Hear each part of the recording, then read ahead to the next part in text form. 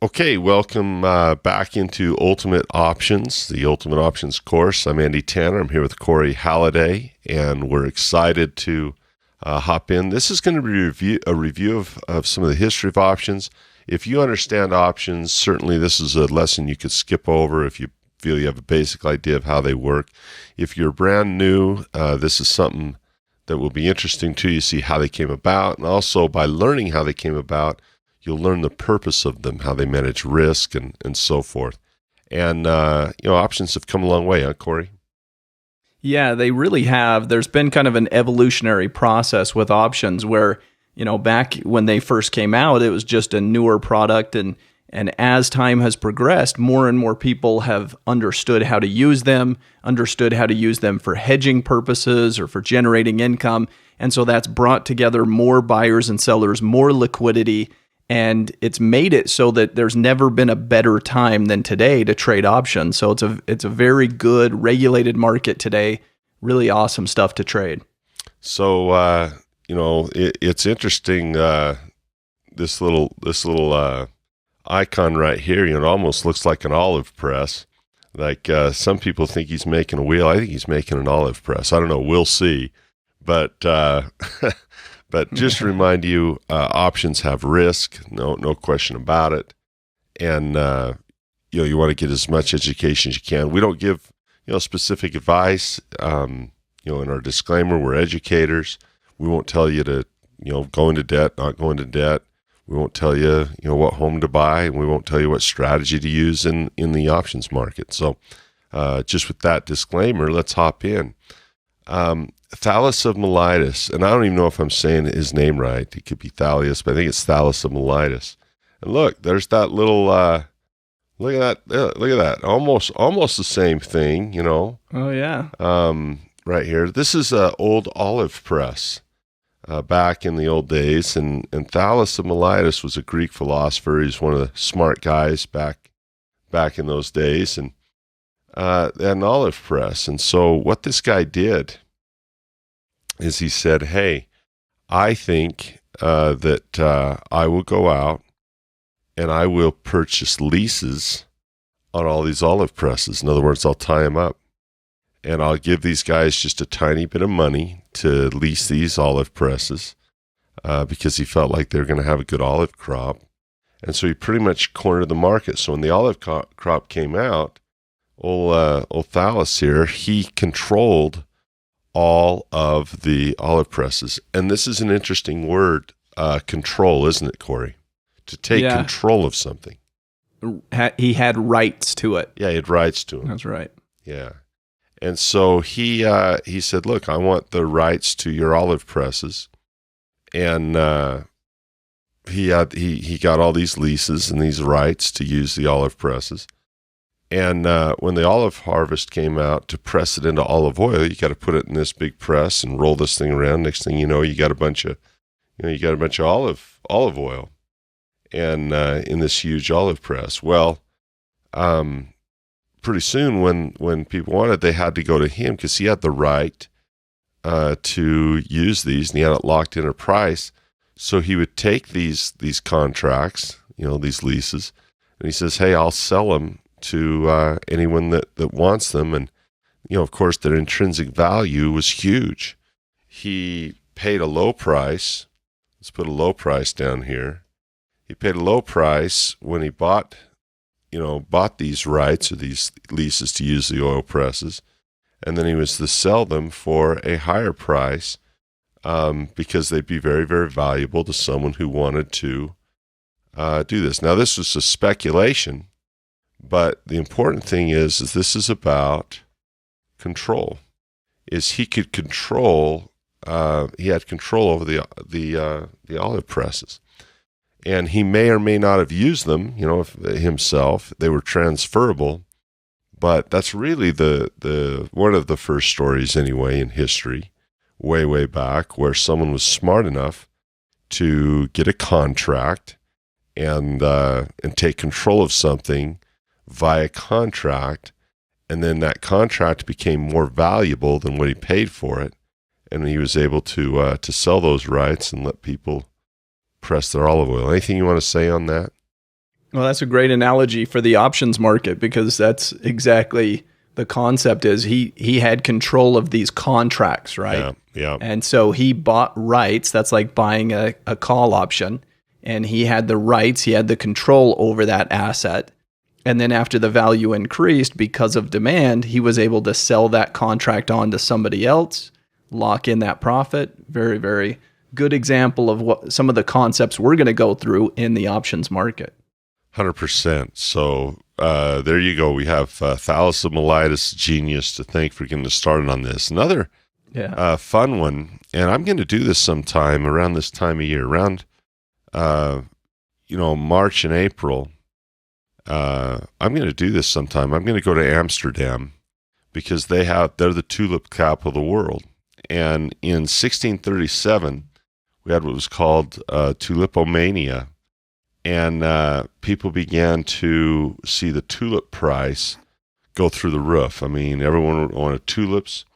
And this kind of looks a little bit like some of the markets that we see as it starts out and goes exponential, has a peak, and then it just crashes really, really back quickly. down. It took a long time to build it up and a short time to have this bubble come apart. Well, investors, or I guess you would call them business people, would do the same thing. How could I make money on tulip? Looking at this chart right here, Corey, how would I make money on tulipomania? Yeah, you'd actually. What's interesting is while it's in a bubble, you'd want to ride that momentum. In terms of, you can't bet against the bubble until the bubble starts to pop. And so some of the people that speculate too early, in essence, they're betting against the trends and against the momentum, actually could have been losing money in that scenario, even though it made sense. I think about tulipomania, and to us, it's not logical. Why would anyone pay such an extreme price for a tulip? But there's a certain euphoria, and you'd say, well, that would never happen today. Oh, you want to bet? In the late 90s, people were paying extreme valuations for tech stocks that had nothing. They literally were just, they put the name technology in their name and they would skyrocket. Well, what about today? Whether Bitcoin's a bubble or not, Bitcoin, you put that name in your, you create a new coin or you put it in your stock name or something like that. And there has been huge upside just because of that. So these bubbles are not something that only happened back in the 1600s. We see them happen today, these manias that take place. I say, hey, we're using blockchain technology. Well, that doesn't mean I'm making money. But it is sexy. Someone says blockchain technology, back in the Bitcoin boom. There you go. So, it may or may not have value, but that's how people think. So what these guys would do is they would get an agreement that says, look, I want to lock in my price low. It's a lot like putting stuff on layaway. If you go back and review your 4 pillars options section, I use layaway as an example. Hey, look, I think the price of tulips is going to go high. Let me lock in my price low. And so then when it does go high, those contracts become very, very valuable. Think about it. If all of a sudden the price is, let's say, up here at 200, and you locked in your price at, say, 25 or 50, everyone's on the market's willing to buy tulips at 200. You get to buy them at 50, and then you can turn around and sell them at 200. Conversely, when people saw it peaking, maybe a farmer or a tulip grower says, hey, I want to make sure I can sell my tulips high. They're going up, bud. Why don't you, I'll tell you what, I want the choice to sell these to you at 200. Maybe someone buys I want to buy these at 200. Maybe someone, buys the right to sell at a high price. Then even if it went down to 25, you could buy at 25 and have a guaranteed contract to sell. So, you can lock in a price to buy, or you can lock in a price to sell. Well, in today's world, this would be called a call option, and this would be called a put option. That's really what it would boil down to in today's world. A little further along, we have the Japanese. They're samurai. They didn't have yen. We don't have any yen. in Japan always. Just like the United States had before they had a dollar. They had a continental before they had a dollar. And so the yen is not like, it isn't like currency and money is, was invented, before people were. And Right. so they would, instead of trading or paying the samurai in yen, they'd pay them in commodities, and, one of the, if you're going to get gold, you're going to buy rice anyway. So they would give them rations of rice for being a samurai.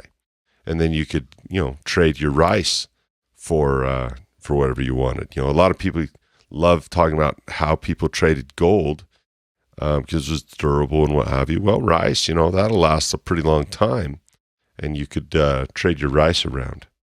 So what happened is they started an exchange where these samurai could begin to bet on the price of rice, and the problem is you really can't control the price. So this is very important concept to catch in this options review, or for some of you might be an introduction. Is you'll notice that you really can't control the price of an olive press. Supply and demand is going to do that. And you really can't control the price of a tulip. Supply and demand is going to do that. And you really can't control the price of rice. Supply and demand is going to do that. So, one of the reasons we learn technical analysis is because there is a chart for everything. Maybe this is what the chart of olive press use was. So here we have, OPU, olive press use, right? Maybe here we have this tulipomania. So maybe this is the price of tulips. Tulips. Maybe over here we have the price of rice. And, the price of rice is, going up and down all the time, something like this. So anything that has a price is going to have supply and demand affect it. There's very few prices that stay the same. If I were to bring up a price of gold, it's going to go up and down. If I was to bring up a price of corn, it would go up and down. Oil goes up and down. Tulips go up and down. Pork bellies go up and down. Stocks go up and down. And even other currencies going up and down. How much does it cost to buy some British pounds? How much does it cost to buy a euro? How much does it cost to buy a Polish zloty? And so because of this volatility, and because these things go up and down all the time, well, if you're getting paid in rice and the value of your rice is always going all over the place, you want to gain some control over the risk of price. Over the price of rice. Too many ices here. Isn't that nice that we talk about rice at a changing price? Okay. Let me W this out and make a blank screen. See, this may or may not work. I don't know. But there's a relationship, and I'm going to draw this many, many times, as we have risk over here, and we have control over here. And this is very important, is if your control goes down, your risk goes up. And if your control can go up, then your risk can go down. And so when faced with a risky situation, you say, oh my gosh, oh my gosh, here's risk. Here is risk. You say, I got to find a way. You come over here and you say, okay, I want a way to control this risk. How can I control this risk? And we're going to ask that question every time. Well, let's look at some things in your life. If you have a car or a home or a life, you could lose any of those things. You could get in a car wreck. You could have your home burned down, or you could, heaven forbid, get a disease that took your life. So how do we control these risks? These all cost money to repair a car, to repair a home, or to make sure your kids are taken care of and raised if you're not there. Well, we could buy an insurance contract to control that risk. Well, the same is true with options. If the price of rice can change, just like the car's price goes up and down and the home's price goes up and down, you might, be worth a lot more alive than dead. Who knows? The prices change. We very much like to have contracts. And another word for contract is a promise, right? That's all an insurance thing is. It's a promise. Or another word might be Guarente. And I don't guarantee that I spelled guarantee correctly. But whenever there's, we love guarantees. We love being able to be sure about something. We love being guaranteed against getting hurt. Something. Someone, offers a Chia Pet on TV. They say, look, your satisfaction's guaranteed. We want to have promises and sureties and people to assure us that bad things aren't going to happen to us. So risk is related to control. This is why I don't like the 401k, or the RSP, or the super in Australia. The reason I really don't like some of these is there's a very little bit of control, and so you take lots of risk. And as investors, this is the name of the game, as investors. So the idea that we can control this risk is very, very, very, very appealing to us. Yeah, and options were actually created to control risk and to reduce risk. And so that's a lot of what you're going to go through in this course is, how do I control risk? How do I manage risk?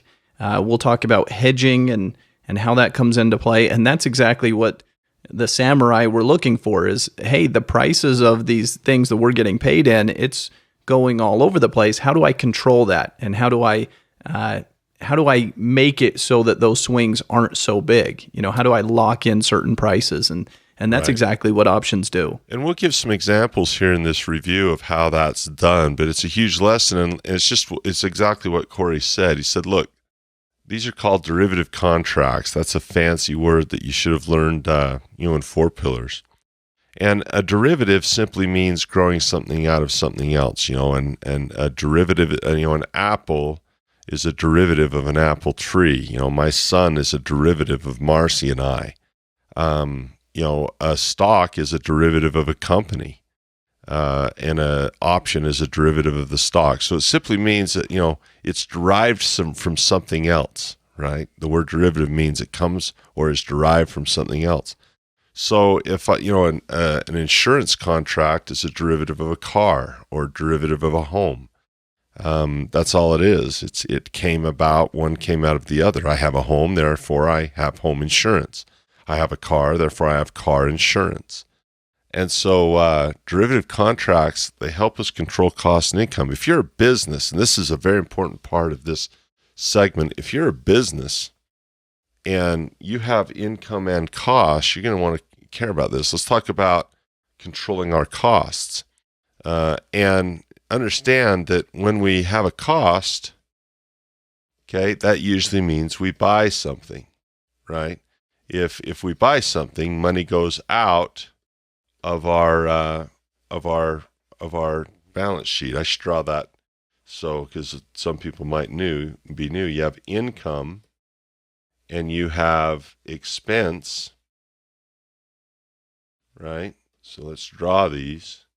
You have income and you have your expense, and then you have assets and you have liabilities. Liabilities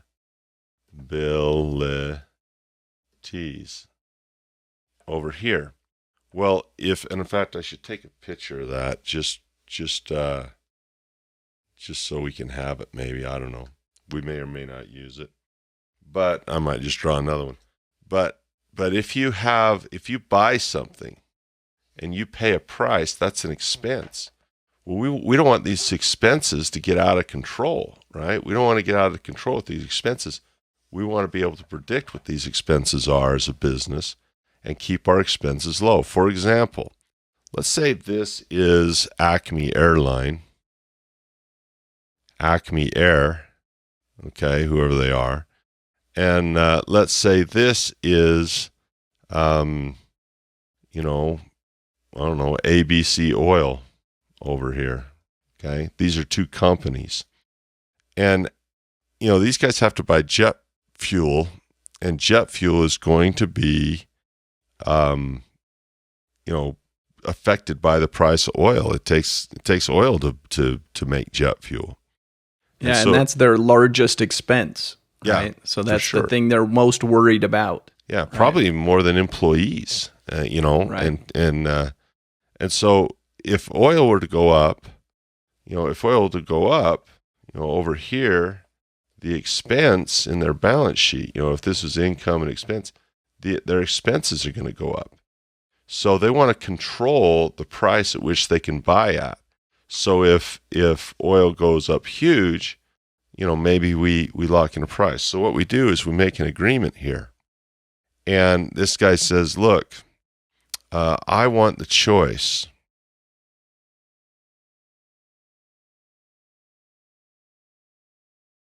I want the choice to be able to buy oil at, let's just throw a number out there, at $70 per barrel.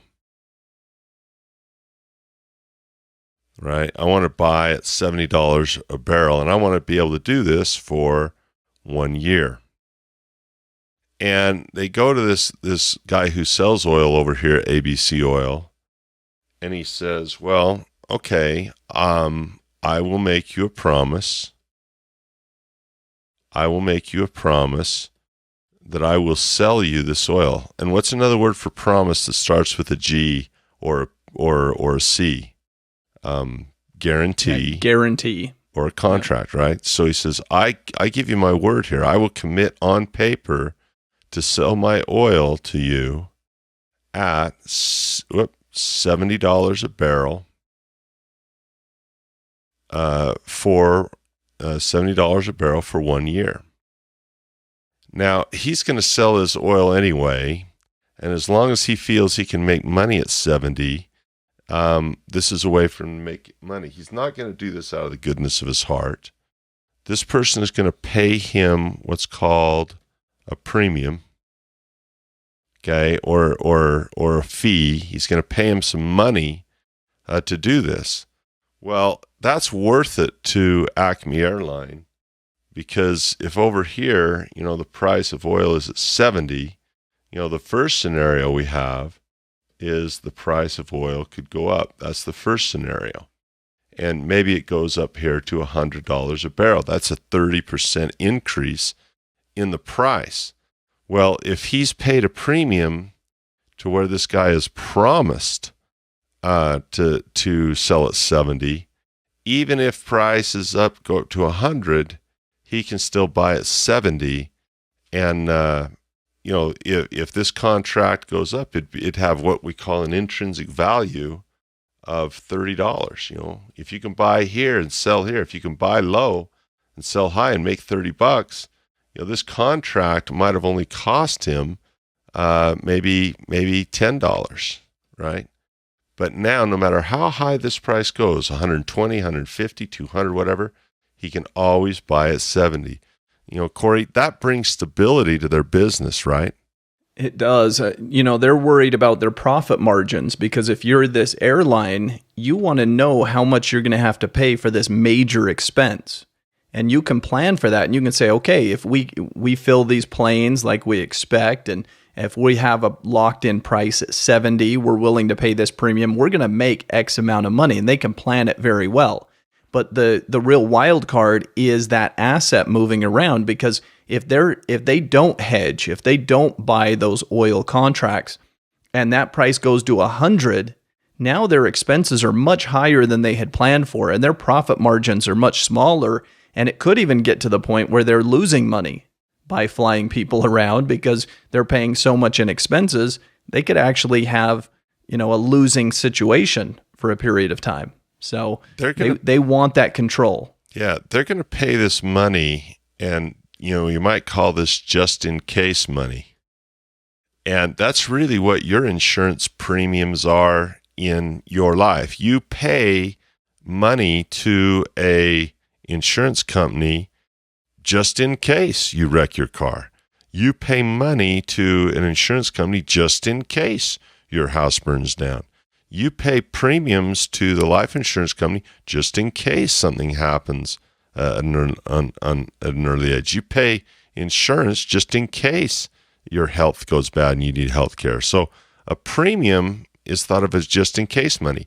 And we like paying premiums as people to control the risk of our car crashing, control the risk of our home burning, or to control the risk of our life ending.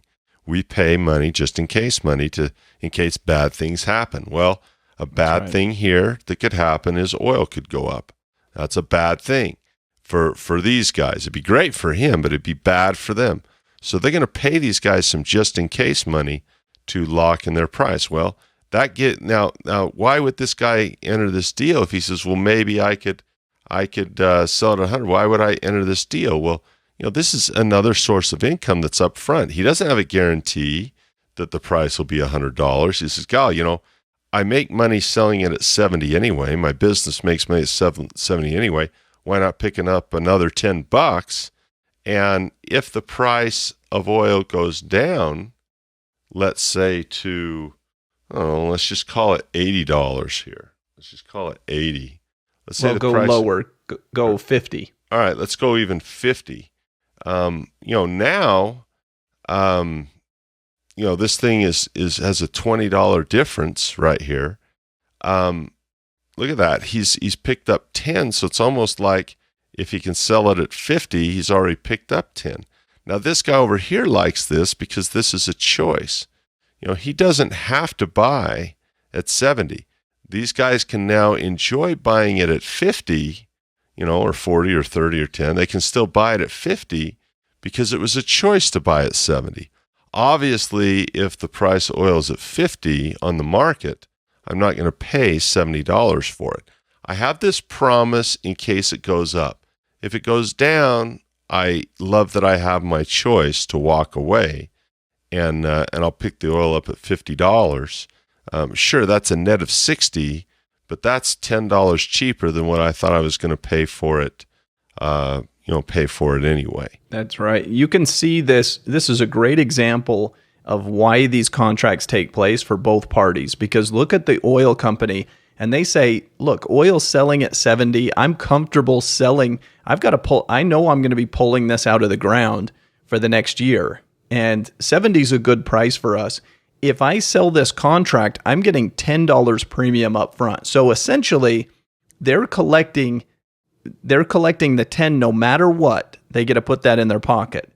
If it's higher than 70, they still get to sell it at 70 and they have the 10 in their pocket. So effectively, they're selling their oil at $80 net.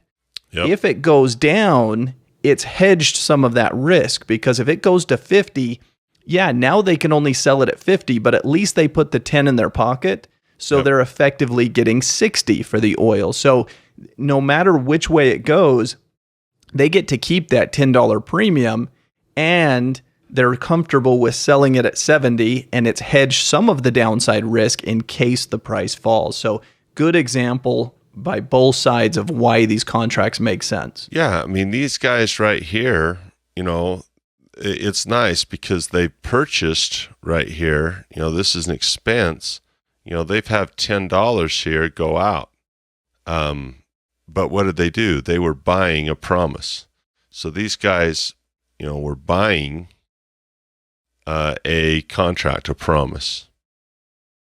And they can choose to call him and make him keep that promise or not. They will always have the choice. When you buy a promise, you always have the choice. What these guys did over here is they received this $10 of income on their side. They spent the income. Over here, this is an income to these guys because they were selling a promise. And that's all insurance companies do. And remember that. Make a promise, get paid. That is going to be the deal here throughout this Ultimate Options course. Look, you make a promise, you're going to get paid. If you're the guy making the promise, you're going to get paid. If you're the guy buying the promise, you're going to pay that guy. And so you can see why this, doesn't necessarily, sure, you're going to have a winner and a loser. I mean, if this goes up, obviously the guy who won is this guy. And, this guy didn't lose totally. He did get $10, but he probably wishes that, he could sell his oil here. But if it goes down, certainly this guy says, well, I wish I wouldn't have bought the insurance. But you don't consider yourself a loser just because your car didn't wreck. You're happy the car didn't wreck. And you shouldn't consider yourself a loser just because the price fell. You get to buy it cheaper now. You get to buy it cheaper. So that's a little bit on controlling the buying price. If you wanted to do it with the stock, it'd be called a call option contract. So if this were a stock instead of oil, let's say this were XYZ stock company, and you wanted to lock in the price at 70, well, then if it went up to 100, you could still buy at 70. If it went down to 50, you'd say, doggone it. But instead of spending $70 to find out, I only spent 10. So we'll get into all that a little bit later. That might be getting a little too detailed for a review. People want to control their selling price. Here's Farmer Joe, and here's the Wheat Cracker Company, and Farmer Joe sells wheat. And for Farmer Joe to make money, understand, is how does Farmer Joe make money? Well, he has this wheat here. He has a farm, it's his asset, and this farm produces wheat. So when he sells his wheat, he gets income by what? By selling wheat, right? His farm is the asset, right? And his income comes from selling wheat. Now, he also has expenses, doesn't he? He also has expenses. And, these expenses are pretty much constant. He's got to have a plow, and he's got to have, labor and farm hands to go out and do that stuff. I mean, expenses will vary a little bit, but he knows how much his expenses are going to be for the year. So let's say he thinks his expenses are going to be, a certain amount. He knows now he has to get a certain price out of his wheat to cover his expenses to get a cash flow. He needs to have income that is bigger than expenses for cash flow. Well, that's scary because the price of wheat,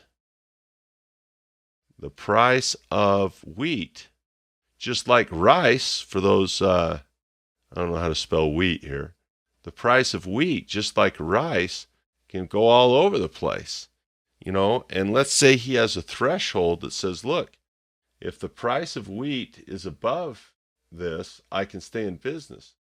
But if the price of wheat is below this line, and it could happen, I could be out of business, couldn't cover my expenses. So they're very interested in wanting to control the price at which they can sell their wheat. So this guy says over here, he says, look, I want a choice. If I want to sell my wheat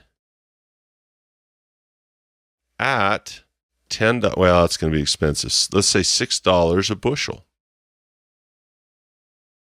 I don't know how to spell bushel now.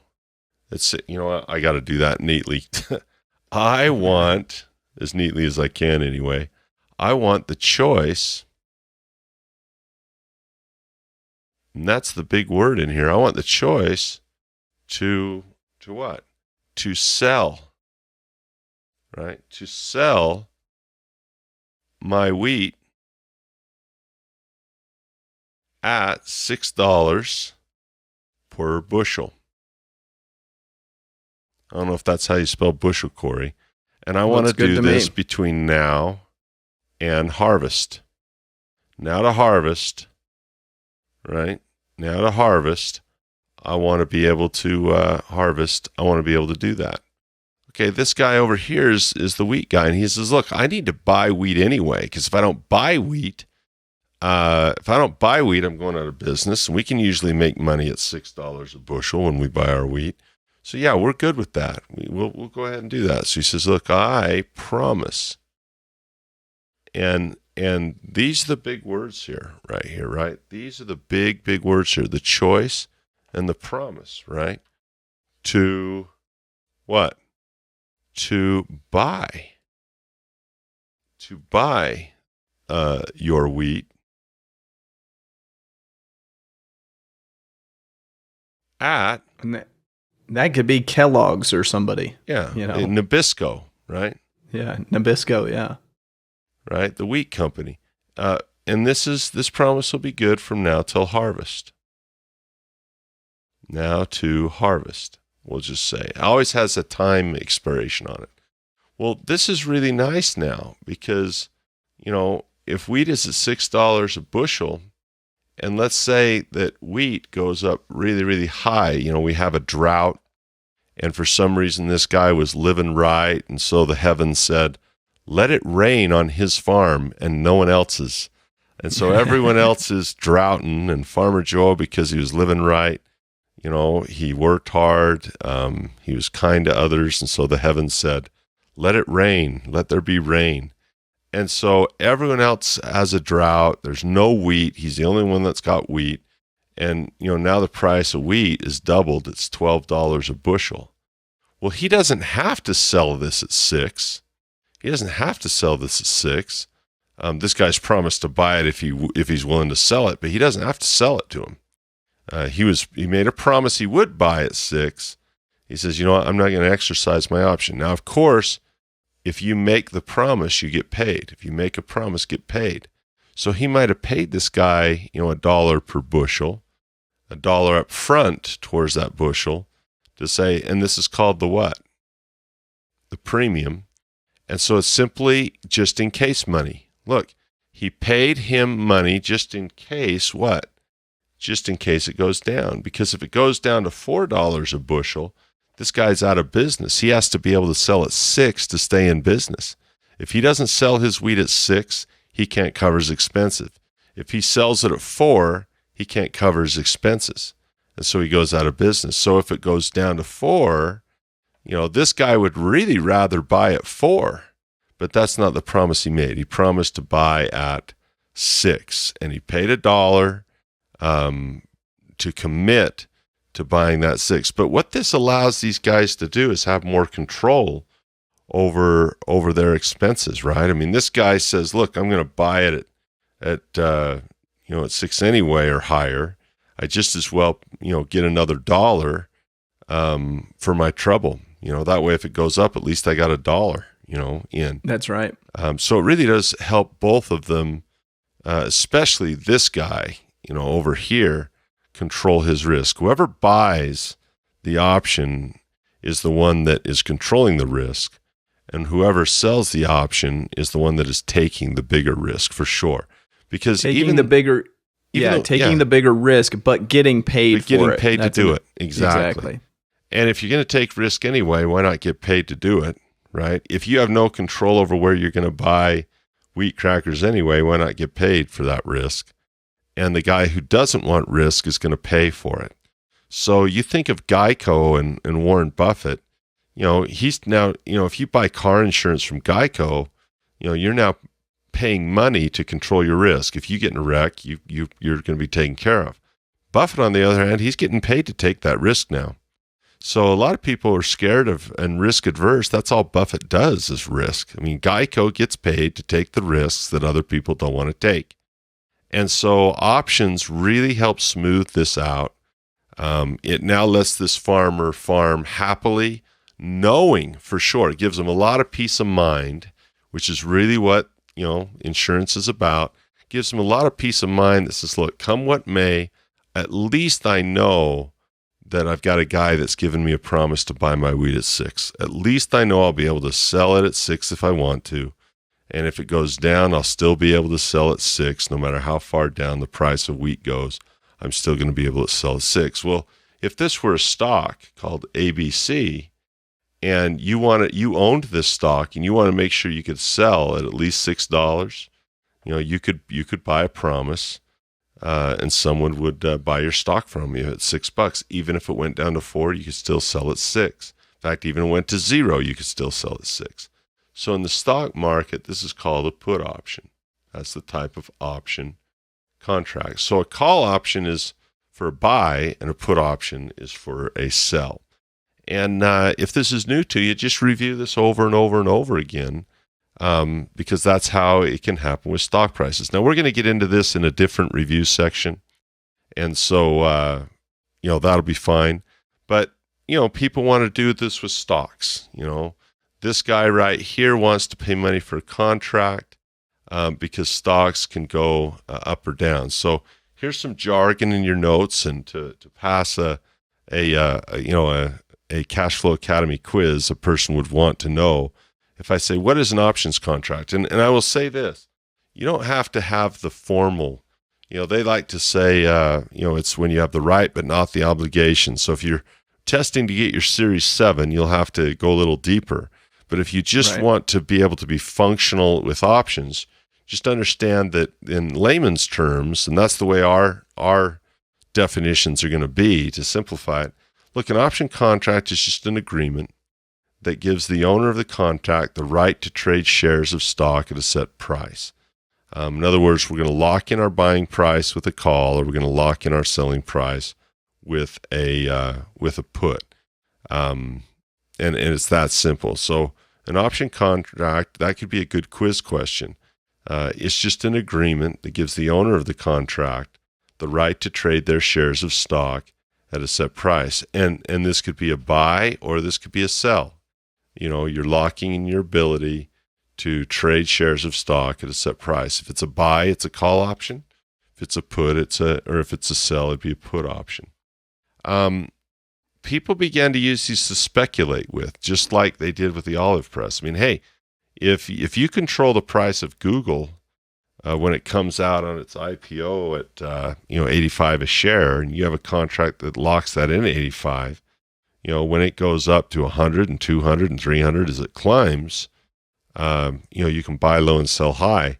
That's very, very valuable. Well, they didn't have a stock exchange to do this on. They did not have a stock exchange to do this on. It wasn't regulated. It was there was no formal way to do options contracts. So, one of the famous guys that used to do this, got very, very rich, was Jesse Livermore in the early 1900s. And they had what they called bucket shops. So they'd go, and it's exactly what you'd probably think of. Some business has a basement room, where they do, covert, illegal activities. And, it's like, you picture someone with an underground boxing ring and everyone's betting on the boxing, right? Some Fight Club type stuff. This is Edward Norton. This is Brad Pitt. This is Fight Club, right? We don't talk about Fight Club. First rule of You know that, right, Corey? That the first rule of Fight Club is you never talk about Fight Club. Which means I'm not in Fight Club because I'm talking about it, right? But if I were in the Fight Club, see now look how nervous Corey's getting talking about this, because I think Corey's probably in the Fight Club. Can we change the subject? Yeah. Corey's I'm going to have to battle it out with someone over this. Oh, yeah. Corey does. He says, I refuse to talk about. How do you know if someone's in Fight Club? Well, they've refused to talk about Fight Club. They changed the subject. Don't be in the bucket shop either. First rule of bucket shop is we don't talk about bucket shop. And that's what they would do, is they would go, and the reason they call it bucket shop, thing is you write it down, throw it in the bucket.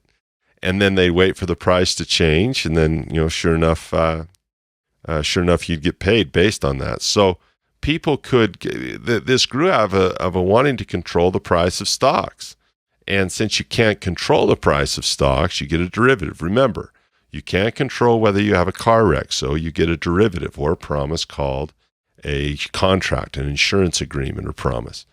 There's a great book about Jesse Livermore, Reminiscence of a Stock Operator, by Edwin Lefebvre, one of my favorite trading books, and talks about how he traded in the bucket shops back in those days, and he was basically doing technical analysis by the stock ticker, by listening to how the stock price was moving and figuring out those movements and opportunities. It's a fascinating book. As the ticker would come through, it builds a chart, right? As the prices come through on the ticker, he could visualize this in his mind of, okay, it's down here at 50. Oh, okay, it's up here at 53. Oh, okay, now it's at 51.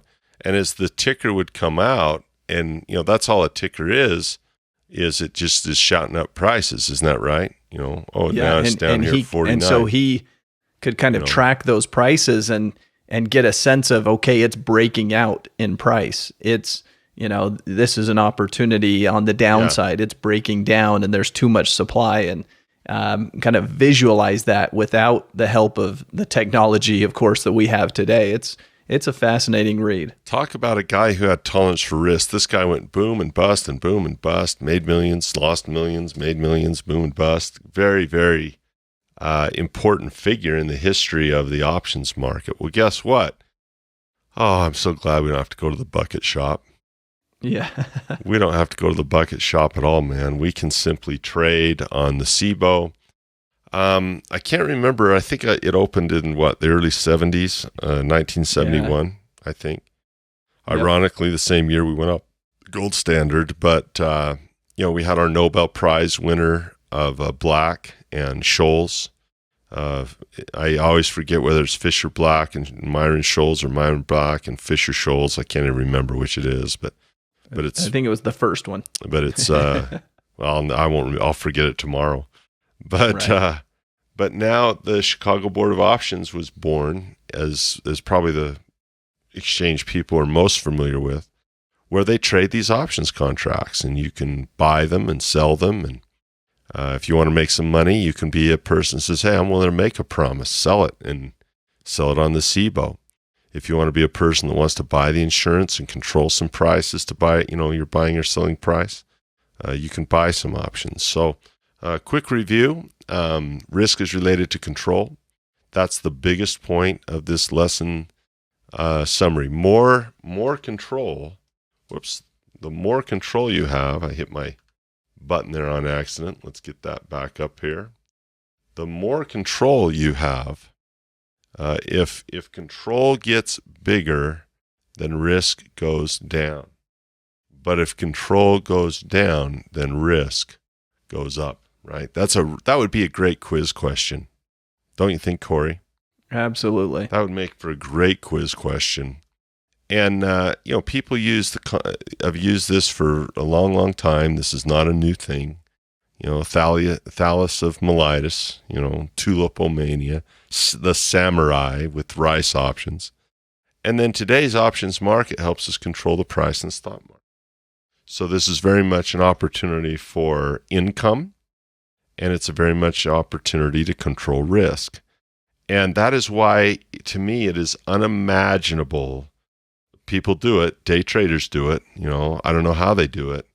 But to me, it's unimaginable to be involved in the stock market without being involved in the options market, because options help me produce income.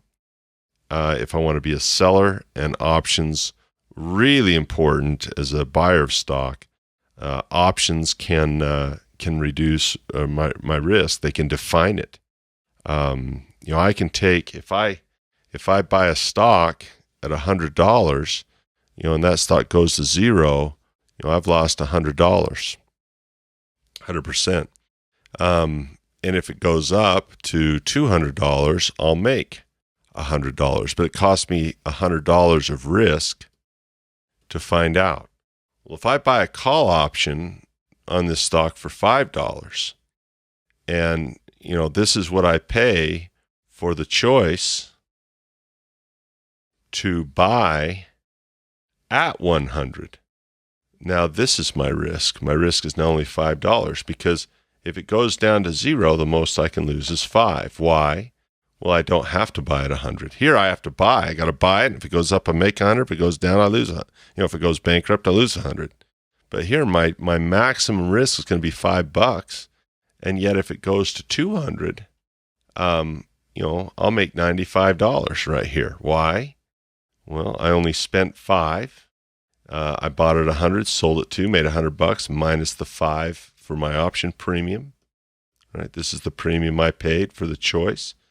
That's a huge difference in risk, $5 versus 100. I can't imagine being in the stock market without being in the options market. Final words, Corey? Yeah, I would agree with that concept that options were created to mitigate, to minimize, to reduce risk. And that's a lot of what we're going to talk about is exactly that concept, how we can trade in the stock and options market, but use them both to reduce risk, to generate income, to really do the things that, the airline wants to do, that the oil company wants to do. We're going to do those same things for those same reasons. For sure. Great examples. So, this would be a good time. I probably should build a slide for next time. This is a good time to look at your education continuum. The education continuum looks like this, where you have ignorance, you have awareness, competency, and proficiency. So when it comes to basic knowledge of options, where are you? Well, hopefully, if you were new, you made this jump right here. Now you're more aware of the options market, and we'll keep moving along the education continuum towards proficiency. Thanks so much, Corey, and it was good to spend time. Corey and I love spending time with you guys, and it's been good to be with you, just the three of us, Corey, myself, and you, learning a little bit about the options market.